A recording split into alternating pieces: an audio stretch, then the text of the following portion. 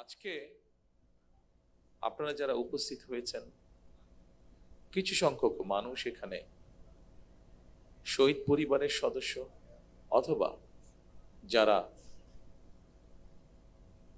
জুলাই বিপ্লব আন্দোলনে শরিক হয়েছেন এবং শারীরিকভাবে ক্ষতিগ্রস্তের শিকার হয়েছেন, এরকম আহত মুক্তিযোদ্ধারা এখানে কিছু সংখ্যক উপস্থিত আছেন যারা বক্তব্য রেখেছেন। আমি যখন ওখানে বসে ছিলাম, আমি দেখতে পাচ্ছিলাম বহু মানুষ এখানে আপনারা উপস্থিত আছেন, শহীদ পরিবারের সদস্য, আহত যোদ্ধাদের মধ্যে যারা তাদের কষ্টের কথা তুলে ধরতে চাইছেন বা বলতে চাইছেন। সবাইকে আমরা আজকের এই অনুষ্ঠানের সুযোগ দিতে পারিনি, তার জন্য আমি আন্তরিকভাবে যারা অনুষ্ঠানের আয়োজন করেছেন তাদের পক্ষ থেকে ক্ষমা প্রার্থী আপনাদের কাছে। সম্মানিত শহীদ পরিবার এবং সম্মানিত যোদ্ধাবৃন্দ,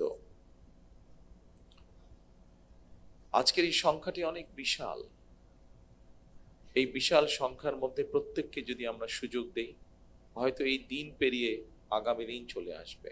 1 মিনিট করেও যদি কথা বলেন আপনারা, সেজন্যই হয়তো সবাইকে সুযোগ দেওয়া সম্ভব হয়নি। তবে সংক্ষেপে আজকের সভাপতি ওনার বক্তব্যে একটি কথা তুলে ধরেছেন।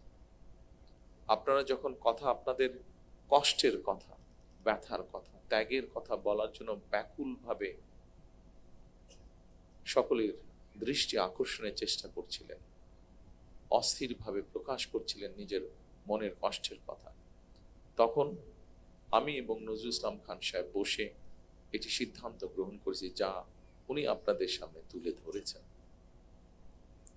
বাংলাদেশ জাতীয়তাবাদী দল বিএনপি এর আগে যখন দেশ পরিচালনার দায়িত্বে ছিল, তারা মুক্তিযোদ্ধা মন্ত্রণালয় নামক একটি মন্ত্রণালয় তৈরি করেছে, যা 1971 সালে যারা মুক্তিযুদ্ধে শহীদ হয়েছেন, আহত হয়েছেন, অর্থাৎ এক কথায় মুক্তিযোদ্ধা পরিবারদের কল্যাণ তারা দেখভাল করে থাকে। আমরা সিদ্ধান্ত নিয়েছি যে ইনশাল্লাহ বাংলাদেশের মানুষের সমর্থনে বাংলাদেশ জাতীয়তাবাদী দল আগামী দিনে সরকার গঠনে সক্ষম হলে এই শহীদ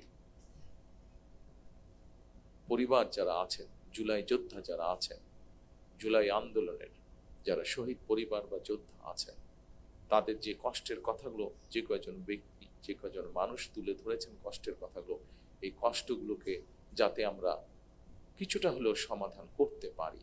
যাকে আমরা হারিয়ে ফেলেছি তাকে তো আমরা ফিরিয়ে আনতে পারবো না, কিন্তু যারা পেছনে রয়ে গিয়েছেন সেই পরিবারের সদস্যদের বিভিন্ন সুবিধা অসুবিধাগুলো যাতে দেখভাল করতে পারি এই মুক্তিযোদ্ধা মন্ত্রণালয়, কারণ তারাও একজন মুক্তিযোদ্ধা, তারাও আপনারা মুক্তিযোদ্ধা হিসাবে আপনারা গণ্য।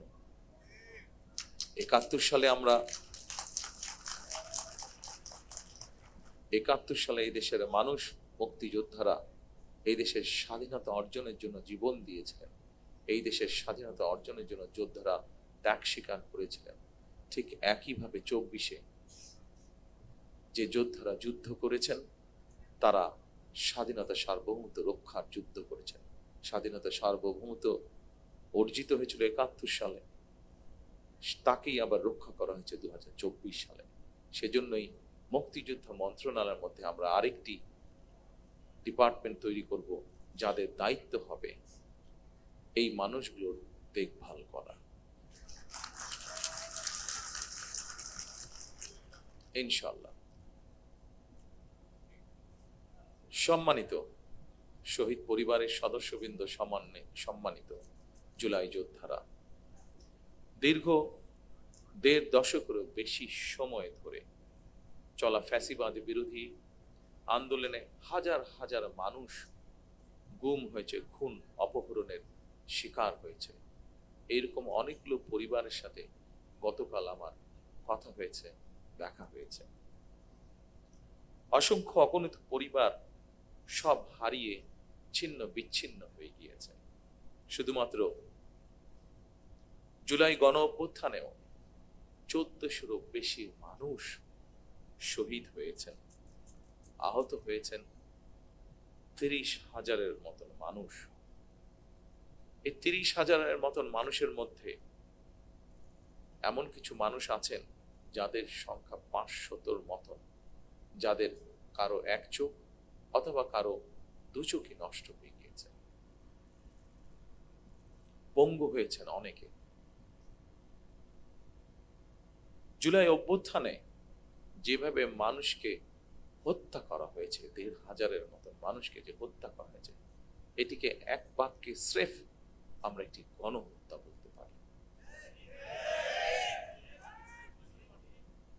জুলাই গণ অভ্যুত্থানে যারা বিভিন্নভাবে আহত হয়েছেন তাদের অনেকেই আজকের এই অনুষ্ঠানে উপস্থিত আছেন, আমাদের সামনে বক্তব্য রেখেছেন কেউ কেউ। অনুষ্ঠানে অংশগ্রহণকারী আহতদের যারা বক্তব্য রেখেছেন তাদের কষ্টের কথাগুলো আমরা শুনেছি। প্রিয় ভাইরা, আপনাদের কারণেই, আপনাদের সাহসী ভূমিকার কারণেই যারা শহীদ হয়েছেন, যারা আহত হয়েছেন, আপনাদের সাহসী ভূমিকার কারণেই ফ্যাসিবাদী চক্র শুধুমাত্র রাষ্ট্র ক্ষমতা নয়, বরং এই দেশ ছেড়ে পালিয়ে যেতে বাধ্য হয়েছে। 2024 সালের 19 আগস্ট আমি আপনাদের ভূমিকার কথা স্মরণ করে একটি বক্তব্য রেখেছিলাম। সেই বক্তব্যে আমি বলেছিলাম, বিশ্ববিদ্যালয়ের ছাত্র শহীদ আবু সাইদ, মাহফুজুর রহমান মুগ্ধ, কলেজ ছাত্র ওয়াসিম আকরাম, মাদ্রাসা ছাত্র আব্দুল্লাহ আল মামুন, স্কুল ছাত্র রিফাত হোসেন, কুমিল্লার আইনজীবী আবুল কালাম, চুয়াডাঙ্গার রাজমিস্ত্রি উজ্জ্বল হোসেন, নোয়াখালীর দোকান কর্মচারী আসিফ,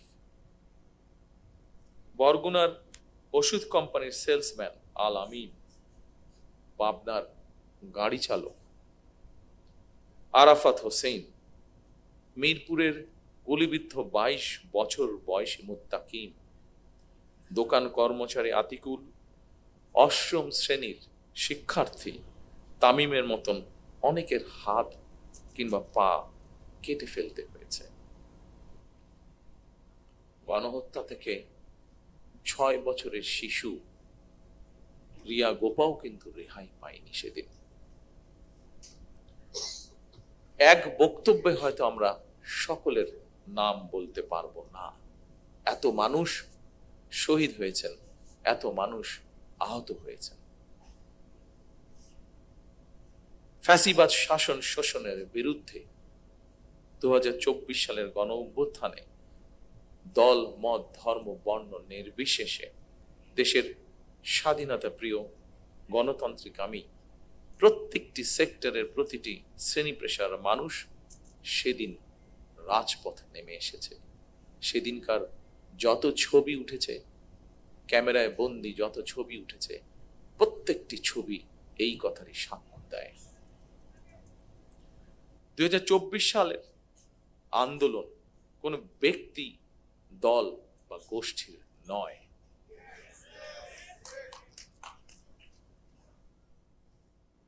সম্মানিত উপস্থিত শহীদ পরিবারের সদস্যবৃন্দ, সম্মানিত জুলাই যোদ্ধারা, এই আন্দোলন ছিল সত্যিকার অর্থেই অধিকার হারা গণতান্ত্রিকামী মানুষের গণ আন্দোলন। এ কারণেই আমি বলি 1971 সাল ছিল স্বাধীনতা অর্জনের, 2024 সালের আন্দোলন ছিল দেশ এবং জনগণের স্বাধীনতা রক্ষা। সুতরাং 2024 সালকে যদি সুসংহত করতে হয়, তাহলে দেশের সকল নারী, পুরুষ তথা প্রতিটি নাগরিকের রাজনৈতিক এবং অর্থনৈতিক স্বাধীনতা নিশ্চিত করা অবশ্যই প্রয়োজন। যারা স্বাধীনতা রক্ষার আন্দোলনকে দলীয় স্বার্থ রক্ষার আন্দোলনে পরিণত করতে চায়, তাদের সম্পর্কে স্বাধীনতা প্রিয়, গণতান্ত্রিকামী প্রিয় মানুষকে অবশ্যই সজাগ থাকা জরুরি। 2024 সালের দেশ এবং জনগণের স্বাধীনতা আন্দোলনে হতাহত পরিবারের স্বজন কিংবা আহতদের অবর্ণনীয় কষ্টের কথা আমরা আজকে আমাদের এই অনুষ্ঠানে শুনেছি। তাদের এই কষ্ট কোনো কিছু দিয়ে মোচন করা সম্ভব নয়, কারণ আমিও জানি স্বজন হারানোর বেদনা কতটুকু। কোনো কিছু দিয়ে এই কষ্ট মোচন করা যায় না। তবে দুইভাবে আমরা গণ অভ্যুত্থানে আহতদের ক্ষতিপূরণ দেওয়ার চেষ্টা করতে পারি।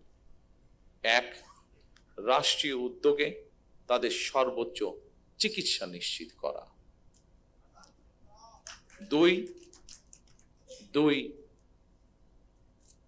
সম্মানিত উপস্থিতিবৃন্দ, আগেই বলেছি আমি, যে উদ্দেশ্য নিয়ে এই সাহসী মানুষগুলো রাজপথে নেমে এসেছিলেন, রাষ্ট্র এবং সমাজ সেই উদ্দেশ্য বাস্তবায়ন করা, অর্থাৎ মানুষের রাজনৈতিক অধিকার, প্রত্যেকটি দল মত নির্বিশেষে প্রত্যেকটি মানুষের রাজনৈতিক এবং তার যোগ্যতা অনুযায়ী তার অর্থনৈতিক অধিকার নিশ্চিত। দীর্ঘ 1.5 দশকের বেশি সময় ধরে ফ্যাসিবাদ বিরোধী ধারাবাহিক আন্দোলন এবং 2024 সালে ফ্যাসিবাদ বিরোধী আন্দোলনে বীর শহীদ এবং আহত এবং হতাহতদের প্রতি রাষ্ট্রের অবশ্যই দায়িত্ব রয়েছে। একটি দায়িত্বশীল রাজনৈতিক দল হিসাবে বিএনপি সেই দায়িত্ব অনুভব করে, যার কথা একটু আগে আমি এবং আজকের অনুষ্ঠানের সভাপতি সাহেব উল্লেখ করেছেন আপনাদের সামনে। জনগণের রায় বিএনপি রাষ্ট্র পরিচালনার দায়িত্ব পেলে অবশ্যই পর্যায়ক্রমিকভাবে আমরা আমাদের সেই দায়িত্ব, সেই অঙ্গীকার, সেই প্রতিশ্রুতি আপনাদের সামনে এবং দেশের মানুষের সামনে ইনশাআল্লাহ পূরণ করব।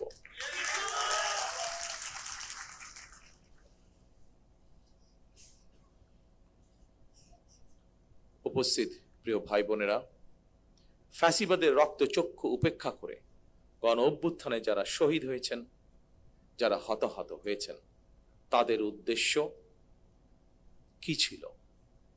তাদের উদ্দেশ্য ছিল একটি স্বনির্ভর, একটি নিরাপদ, একটি গণতান্ত্রিক বাংলাদেশ গড়ে তোলা। একটি নিরাপদ গণতান্ত্রিক বাংলাদেশ প্রতিষ্ঠার জন্য আগামী জাতীয় নির্বাচন অত্যন্ত অত্যন্ত এবং অত্যন্ত গুরুত্বপূর্ণ। আমরা যদি একটি নিরাপদ গণতান্ত্রিক বাংলাদেশ প্রতিষ্ঠা করতে ব্যর্থ হই, প্রিয় ভাই বোনেরা, আমরা যদি একটি নিরাপদ গণতান্ত্রিক বাংলাদেশ প্রতিষ্ঠা করতে ব্যর্থ হই আগামী দিনে, তাহলে এভাবেই আমাদেরকে শোক সমাবেশ আর শোকগাথা চলতে থাকবে। সুতরাং আর শোকগাথা বা শোক সমাবেশ নয়, বরং আসুন গণতান্ত্রিক আমি মানুষ আগামীর বাংলাদেশে গণতন্ত্রের বিজয় গাথা রচনা করবে ইনশাআল্লাহ।